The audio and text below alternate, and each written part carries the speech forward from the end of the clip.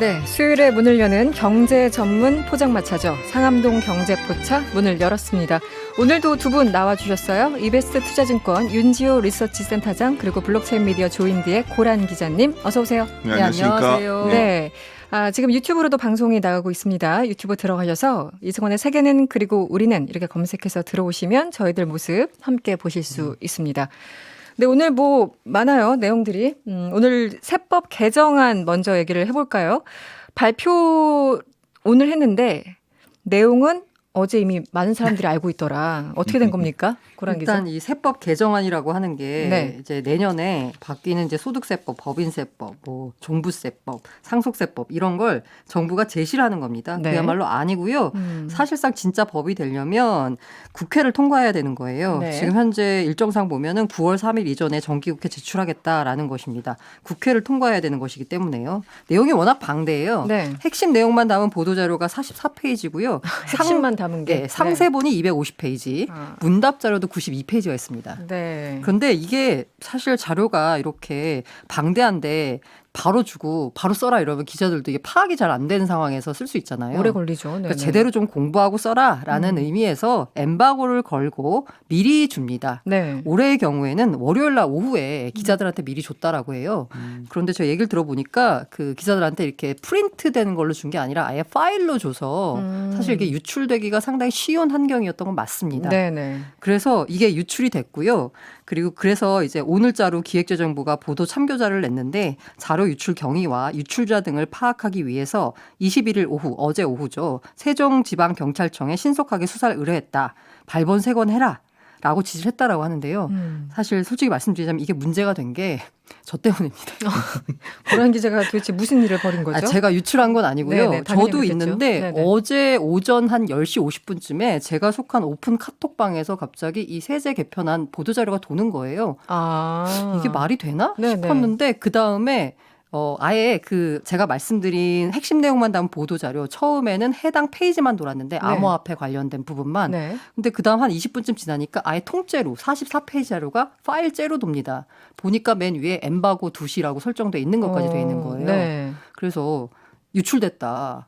2017년 12월에도 이런 일이 있었거든요. 네네. 또 유출이라고 썼거든요. 기사를 쓰신 거군요. 네. 그 상황에 대해서. 기사를 썼더니 네. 나중에 얘기를 들어보니까 기재부 안에서 제 기사가 문제가 돼가지고 근데 사실 문제가 제가 기사를 써서 문제가 되긴 했지만 사실 그 전부터 제가 말씀드린 그 암호화폐 오픈 카톡방을 비롯해서 각종 그 인터넷 카페 그리고 블로그 커뮤니티 주식 관련된 사람들은 주식 관련된 그 부분을 올려서 카페에 올리고 네네. 부동산 카페에는 부동산 부분 올리고 관심 분야가 다르니까요. 네. 네. 이미 다 돌았거든요. 근데 왜 파일로 줬을까요? 보통 프린트된 걸 많이 주긴 하는데. 글쎄요. 네. 그 자체가 너무 좀 주의를 기울이지 못한 건 아닌가. 알겠습니다. 그런 상황이었군요. 어쨌든 고란 기자가 빨리 쓰는 바람에 더 많이 퍼졌다. 뭐 이렇게 정리를 해야 될까요? 국회에서 개정안을 확정해야 된다고 말씀을 주셨지만 그래도 뭐 주요 골격은 나온 거잖아요. 개정된 내용 중에 좀 눈에 띄는 부분을 설명을 해주시면 어떻습니까? 일단 내년부터 소득세 명목 최고세율이 45%로 3%포인트 올라갔습니다. 네. 이게 과세표준 10억 원 초과한 경우거든요. 10억 원 그러니까 초과. 10억 원 초과하신 분들 그러니까 예를 들어서 제가 20억을 벌었다라고 하면요. 10억 원 초과한 부분이 10억이잖아요. 네네. 이 10억을 번 것에 대해서는 45%를 세금으로 내야 됩니다. 그러니까 네. 4억 5천만 원을 10억 초과분에 대해서는 세금을 내는 거니까 그렇군요. 상당히 많이 상당히 내는 거죠. 많네요. 네. 이게 95년 이후 가장 높은 수준입니다. 그리고 지금 현재 현행 소득세 최고세율이 42%거든요. 과세표준 5억 원 초과. 그러니까 5억 원부터 10억 원까지는 42% 내고요. 네. 10억 원 초과한 사람들은 45%를 내게 됐습니다. 이러다 보니까 부자 증세라는 말이 나옵니다. 네. 사실 보편 증세가 아니고요. 돈 많이 내는 사람들이 더 많이 내라라는 거거든요. 사실 지금 현재도 월급을 받는 사람, 네. 이 소위 말한 근로자의 40%가 면세입니다. 세금을 안 그렇죠. 내고 있어요. 그렇죠. 네. 근데 지금 현재 더 만들어가지고 세금을 부자들이 더 많이 내라라고 했고요. 역시나 비슷한 측면에서 710 부동산 대책에서도 예고했는데 종합부동산세 세율을 0.1에서 0.3%포인트 올리기로 했습니다. 네네. 이러다 보니까 다주택자의 경우엔 더 많이 올리거든요. 지금 종부세 최고 세율을 보면 현행 3.2%인데 내년은 6%까지 내게 됐습니다. 네. 아울러서 비트코인 등 가상자산 투자에 대한 수익도 22% 과세를 하는 걸로 했고요. 주식 투자 관련한 세금은 비과세 범위가 종전에 발표된 게 2천만 원이었거든요. 네네. 그러니까 2천만 원까지는 수익에 대해서 세금을 안 내는 거였는데 이거를 5천만 원으로 확대하는 등 사실상 세금을 덜 내는 쪽으로 가닥이 잡혔습니다. 네, 확 올렸네요. 네. 알겠습니다. 증세 관련 세제 변화, 그 문 대통령이 며칠 전에 발언을 했지 않습니까? 그 네. 영향이 좀 큰 것이 아닌가 이런 얘기가 나와요. 네, 맞습니다. 네네. 6월 달에 기재부가 내놨을 때는 말씀드린 대로 2천만 원이었고요. 그리고 이 손익통산을 할 때 펀드는 빼고 주식에서만 갖고 했어요. 그래서 내가 주식에서 5천만 원 벌고 펀드에서 1천만 원을 잃어도 이걸 4천만 원 벌었다로 계산하는 게 아니라 주식 5천만 원에 대한 세금은 그냥 다 냈어야 됐거든요. 그렇군요. 네. 근데 이제는 펀드까지 합치고요.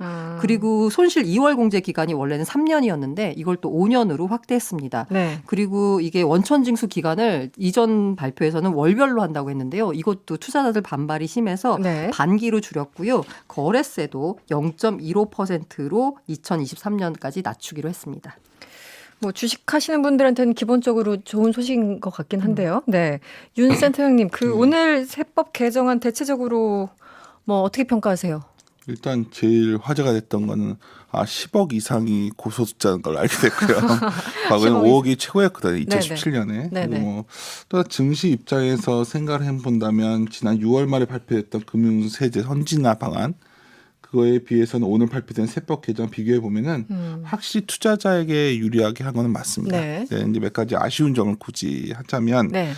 배당이죠, 배당. 배당을 투자소득이 아니라 금융소득으로 했거든요. 그럼 투자소득으로 하면 아까 합산해서 우리가 할 네네. 수가 있으니까 매력적인 부분이 있었는데 이걸 갖다가 이제 그 금융소득으로 분리했기 때문에 분리과세가 된다는 점 이게 네. 좀 부정적이었고요. 네. 그거 외에도 좀 아까 말했지만 거래세 같은 경우에도 폐지 일정 같은 게 안 나와줬기 때문에 그런 부분이 좀 아쉬워했지만 결론적으로 말씀드리면 투자자들이 지난 6월 달에 있었던 그런 격렬했던 반발에 비하면 대통령의 어떤 지시 이후에 어떤 이런 변화가 있지 않았나 저는 이렇게 보고 있습니다. 네. 뭔가 부동산과 주식에서 희비가 엇갈린 듯한 느낌이 들고요. 그리고 고란 기자, 우리 개미 말고 개인들이 개인들이 좀 잘 알고 있으면 더 좋을 내용, 좀 피부에 와닿는 내용들 어떻습니까? 그 전에 한 가지 변명을 드리자면 네. 왜 너 기사 썼니 엠바고인데 네네. 라고 하시는 분들이 있어서 제가 내용을 기사 쓴 게 아니고 네. 왜 이게 유출이 됐니? 네. 라고 기사를 쓴 겁니다. 거죠. 그 부분에 대해서는 조금 약간 네. 오해가 있으실까 봐. 오해가 있을까 봐 말씀드리고요. 네. 개인들이 알아야 될 내용은 사실 그 신용카드 소득공제 한도가 200만 원에서 300만 원 정도였거든요. 네. 이게 소득별로 약간씩 다른데 어쨌든 일률적으로 다 30만 원씩 추가로 더 한도를 늘려줬습니다. 이게 사실 앞서서 이제 상반기 소비 활성화 대책으로 해서 네. 총 급여의 25% 초과 사용 금액에 적용되는 소득 공제율을 높여줬어요. 80%까지. 네네. 그런데 한도가 그대로였기 때문에 어차피 한도 금방 차면 이게 네네. 무슨 의미가 있냐라는 얘기가 나와서요. 한도를 뭐 약하긴 하지만 어쨌든 30만 원씩 올려줬습니다. 네. 그리고 전기차 구입 시 내야 하는 개별 소비세 390만 원 한도까지 이게 원래 올해 말까지였거든요. 네. 그래서 올해 안에 테슬라를 사려면 사야 된다. 뭐 이런 얘기가 나왔었는데 2022년 말까지 연장하기로 했습니다. 알겠습니다. 오늘 발표된 내용에 대해서 세법 개정안에 대해서 얘기를 좀 들어봤고요. 이번에는 센터 형님 차례군요. 주식 얘기를 좀 증시 얘기를 좀 해볼까요? 주가가 슬금슬금 오른다. 계속 오르고 있는 건가요? 요즘 어떻습니까? 상황을 설명해 아마 주시면. 오늘 저녁에 들어오기 전에 네. 몇 가지 뉴스를 안 봤으면 훨씬 더 강한 톤으로 얘기했을 텐데. 네네네. 여하튼 이제 드리고 싶은 말씀은 이거예요. 그러니까 결국 6월 8일 날 2217을 한번 갔었죠 그때. 뭐 전자도 움직이고 경기 관련주가 움직였었어요. 그래서 그때는 경제 재개 기대가 반영되면서 됐었는데 이후에 아시다시피 코로나가 재차 확산되고 네. 좀 불안불안해하니까 한 달 반 정도 또 시장이 굉장히 좀 불안불안하게 좀 성장주만 움직이고 시장 전체가 움직이는 힘은 좀 약했었죠. 근데 이제 이번 주 들어 저번 주부터 그런 조짐이 굉장히 강했었는데 이런 뭐 지수가 좀 고점을 넘어가면서 6월 8일 고점을 넘어가면서 네. 전반전 분위기가 좀 주식 쪽으로 좀 힘이 실리는 그리고 여러 가지 정부의 정책적인 좀 의지도 보이고 네. 그런 점이 반영되고 있는 상황입니다. 근데 여기서 동일한 질문이 이거예요. 과연 경기가 네. 코로나 이전 수준에 회복했냐 이렇게 올라가도 되는가? 네. 제가 드리고 싶은 말씀은 그냥 경기 방향에 대해서는 이제 크게 의심은 않지 않는 분위기고 코로나가 뭐 재차 확산되더라도 어떻게든 끌고 가려는 모습이 이제 보이고 있는 거고요. 네. 또 하나 이제 주위를 보시면 아시겠지만은 사람들이 이제 가만히 있질 못하는 것 같아요. 어느 정도 좀 그 상태에서 적응도 된 것 같기도 그쵸. 하고. 네네. 심지어 최근에 어제도 포스코가 적자가 나와도 주가가 좀 반등을 하고 네. 뭐 여러 가지 그런 상황들 항공회사들도 저렇게 힘든데 음. 뭐 어떻게 물류라도 해가지고 네네. 어떻게 버텨가고 네네. 이런 우리가 코로나와 함께하는 세상을 이미 시작한 것이 아닌가 그런 그런 게 것 같아요. 주가에 반영되고 있지 않나 이렇게 보고 있습니다. 네. 보통 여름에는 펀드 매니저들이 휴가를 가기 때문에 대체로 약세 흐름이라는 얘기 이런 얘기가 들었는데 마치 기자들 휴가 가면은 세상이 조용해진다 뭐 이런 얘기처럼 약간 그런 맥락으로 들려요. 그 고란 기자 역대 여름 장세는 실제 어땠나요? 사실 이런 얘기가 나온 게 우리 여의도는 아니고요. 월가에서 Sell in May and go away 해서 5월엔 팔고 떠나라 이런 말이 나왔는데 네네. 이게 왜냐하면 5월부터 10월까지 월가가 우리보다 훨씬 더 주식시장 역사가 오래됐잖아요. 근데 계속 약세장인 거예요. 이유를 봤더니 연말 연시에 받은 퇴직금과 보너스를 연초에 이제 많이 주식을 사면서 주식시장이 올라가는데 이 휴가를 떠나기 전에 일단 뭔가 정리하고 싶잖아요. 네네네, 이게 심리가. 뭔가 네네. 가격이 움직이는 걸 내가 그대로 안고 있어야 되면 휴가 가서 사실 휴가도 잘 즐기지 못하고 네. 해서 이때 팔아서 차익을 실현하기 때문에 주가가 빠진다는 속설이 있었는데 네. 실제로 IBK 투자증권이 봤더니요. 글로벌 금융위기 이후 2010년부터 지난해까지 5월 코스피 수익률을 분석했어요. 맞습니다. 10번 중 7번이 마이너스가 나왔어요. 그래요? 네네. 70%? 네. 근데 뭐 사실 이게 뭐 소위 말하는 케이스 바이 케이스라서 올해는 어떨지 잘 모르겠습니다. 네. 어떻게 보세요? 이거 맞습니까? 네. 그런 식으로 하면 이제 어노멀리 현상이라고 해요, 이거를. 그래서 어노멀리. 이제 주식시장의 이제 이례적인 현상이라고 하는데 그리고 이런 것도 적용 가능하죠. 미국의 대통령 선거가 있던 해에 네네. 여름장은 항상 좋았어요. 7, 맞아요. 그런 기사 읽은 것 8월, 같아요. 7, 8월이 네. 굉장히 좋았고 네. 항상 9, 10월은 안 좋았습니다. 올해는 미국의 선거가 있는 해기 때문에 네. 여름 장세가 좋았다는 그것도 가능하고요. 근데 이제 중요한 건 결국 주식시장이라는 건 길게 본다면 경기의 방향 그리고 더 좁혀서 생각해 보면 기업 이익이 늘어나고 있냐 아니냐를 봐야 되는데 사실 현 상황에서 여름 장세는 어떨까 고민을 해본다면 몇 가지 변화의 방향이 좀 보입니다. 뭐 첫 번째는 뭐냐면은 네. 아까 말씀드렸지만은 이번에 충격의 시장은 중국이었거든요. 근데 중국부터 코로나 충격에서 약간 벗어나고 있어요. 2분기 네네. GDP가 3.2%가 나왔는데 뭐 평가 절하하는 분위기도 있지만 중요한 건 일단 3.2%가 나왔다는 그 네네. 자체죠. 그리고 두 번째 달러가 강하지 않습니다. 전에 보면은 네. 뭐 달러 인덱스가 100 이상에서 항상 머무르고 뭐 초달러 강세식 얘기했지만 스근스근 내려내 95 왔고요. 네. 전에 위안화 같은 경우에도 한 7에서 6대로 내려와 있는 상황인데 6.7 정도로. 근데 뭐 여러 가지가 있겠지만 이번 주에 가장 주목해야 되는 뉴스는 유럽 회복기금 타결 뉴스죠. 결국 유럽이 뭐 유로화가 붕괴될지도 모른다는 그 불안감도 있었지만 네. 결국은 서로 힘을 합쳐서 이 문제를 해결하려고 하고 있고 자그마치 1,000조란 돈을 1,000조가 넘는 기금을 모아서 그렇죠. 절반 정도는 무상으로 주고 절반은 나중에 받기로 하고 대충 이런 내용이죠. 네네. 보조금으로 3,900억 유로라는 거는 네. 그건 보조금이라는 건 안 갚아도 되는 돈이거든요. 그렇죠. 네. 근데 쉽지 않다고 봤었어요. 구두쇠 국가들도 네덜란드 같은 국가들도 있었는데 이견이 좀 있었는데. 그렇죠. 네. 결국은 그런 것들을 감안한다면 네. 좀 그리고 실제로 금융시장에서도 최근에 보면 그런 좀 약간 불안한 채권들과 유럽 내에서 이런 스프레드도 많이 좁혀지고 있어요. 그래서 전반적으로 위험 자산을 좀 선호하는 흐름들이 나오기 시작했다. 근데 우리가 아시다시피 유럽이란 곳은 글로벌하게 본다면 교육을 해야지 먹고 사는 나라거든요. 네. 옛날부터 뭐 배를 만드는 나라 이런 것들 그래서 결론적으로 말씀드리면 위험을 선택한다면 아까 대통령 선거도 말씀을 드렸지만 가을보다는 그냥 여름이 난 것 같다. 여름이 난 것 같다. 이 네. 말씀을 드리고 있었습니다. 알겠습니다. 그리고 이 얘기도 해보죠. 부동산 얘기를 좀 해봐야 될 것 같은데요. 여름 증시보다 더 뜨거운 곳이라고 합니다. 고란 기자, 주택 거래량이 지금 많이 늘었습니까? 네, 네네. 국토교통부가 올 상반기에 주택 매매 거래량을 봤더니 62만 건이 넘었습니다. 이게 작년 같은 기간에 31만 건 정도였거든요. 그러니까 2배 수준으로 늘어난 그러네요. 거죠. 네. 이게 정부가 주택 매매 거래량 통계를 내기 시작한 2006년 이후 최대 수준입니다. 특히나 이제 그 코로나 때문에 3, 4월은 좀 거래가 침체됐었거든요. 네, 근데 그랬었죠. 6월에 들어서 갑자기 많이 늘어났어요. 네. 6월만 놓고 보면 주택 매매 거래량이 13만 8,500건 정도 됐거든요. 이게 5월과 비교하면 66%, 지난해 6월과 비교하면 152% 늘어난 겁니다. 진짜 많이 늘었네요. 이 수치를 보니까요. 예, 거의 2배 수준.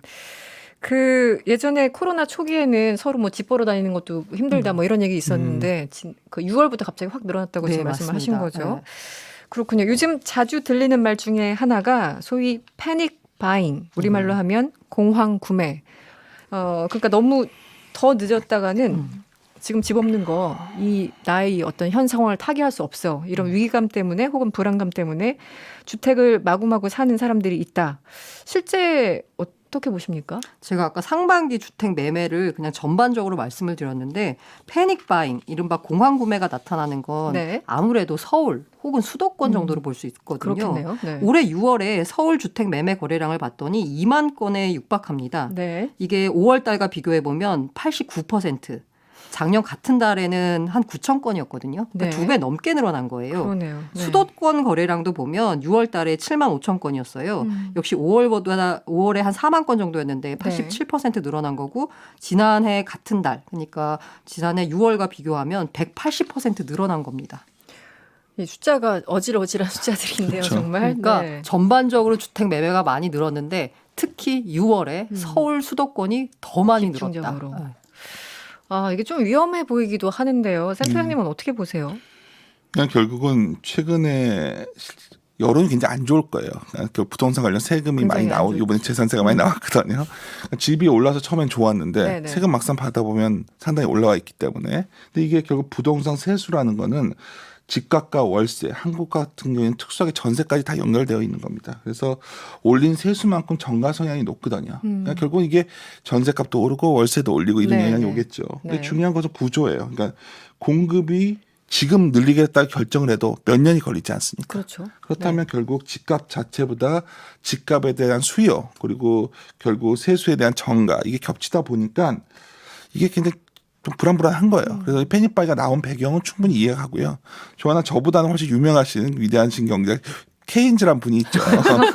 이런 말을 했단 조금 말이에요. 유명하죠. 여러 네. 시장은 균형적이지 않다는 거예요. 이런 네. 현상이. 그러니까 시장은 우리가 감당할 수 없을 만큼 오랫동안 비합리적으로 움직인다는 말을 했었거든요. 네. 이게 굉장히 제가 좋아하는 말인데 이게 비합리적인 건 알겠는데 이게 지금 멈출 것이다 말은 못하겠어요. 왜냐하면 구조의 변화를 줄 수 있는 어떤 공급이 아직은 계획조차 안 잡혔기 때문에.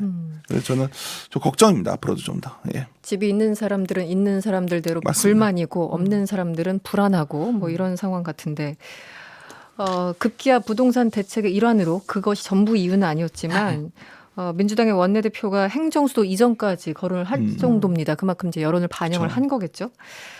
각종 입법도 있을 테고 또 공급 대책도 앞으로 나올 것 같은데 이제 시장은 그것도 못 믿겠다 뭐 이런 겁니까? 전반적으로 분위기가 이게 어떻습니까? 아까 센터장님이 말씀하신 대로 지금 네. 정부가 주택 공급을 확대하겠다라고 해서 뭐 그린벨트 관련된 논란까지 나오고 있는데 그랬었죠. 심지어 네. 이제 행정수도 이전까지 문제는 그래서 실제 공급이 이루어지기까지는 너무 그렇죠. 오랜 시간이 걸립니다. 이게 그렇죠. 약간 시차가 있는 거예요. 네네. 그런데 지금 당장 보면 이 앞서서 민간택지 분양가 상한제, 분양권 전매 제한 확대 이런 거 하면서 지금 현재 하반기 전국에 분양됐거나 예정된 물량이 얼마 없습니다. 특히 이제 서울을 보면은요. 네. 42,600가구 정도 되거든요. 근데 이거 가운데 그 7월, 8월에 3만 가구 정도가 집중돼 있어요. 7, 8월에요. 네, 그래서 7, 8월이 끝나고 네네. 9월, 10월 가면 월 평균 새로 공급되는 가구가 1,000가구를 밑돕니다. 그러네요. 그럼 네. 당장 공급 절벽이 오는 거거든요.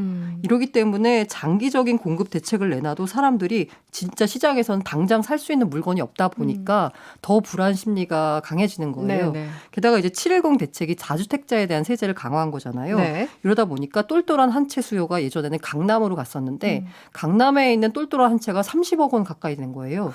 이게 네. 이제 감당이 안 되니까 최근에는 강북에 있는 똘똘한 한 채까지 아. 약간 수요가 몰리면서 네. 소위 말한 마포 용산 인근 지역 신축 아파트가 20억 원 신고가가 맞습니다. 나오는 사례가 지금 펼쳐지고 있습니다. 20억 원이요. 어마어마합니다. 네. 그러니까 과거에 3억 정도의 아파트가 다 6억 정도를 가버렸기 때문에 네. 두 배로. 이게 이제 결국은 공급이 결국 구조적 문제가 4, 5년이 걸리기 때문에 네. 아까 최근에 정부에서 저는 주시장 종사다 보니까 부동산 자금을 어떻게든지 주식시장이나 이런 쪽으로 이전시키려는 네네. 어떤 의도는 충분히 이해가는 거죠. 네네. 방법이 없으니까. 예. 알겠습니다. 상암동 경제포차 오늘 여기서 문을 닫아야 되겠네요.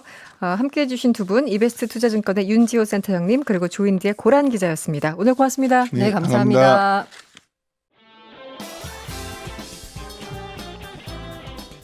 여러분의 퇴근길을 꽉 채워드립니다. 평일 저녁 6시 5분 이승원의 세계는 그리고 우리는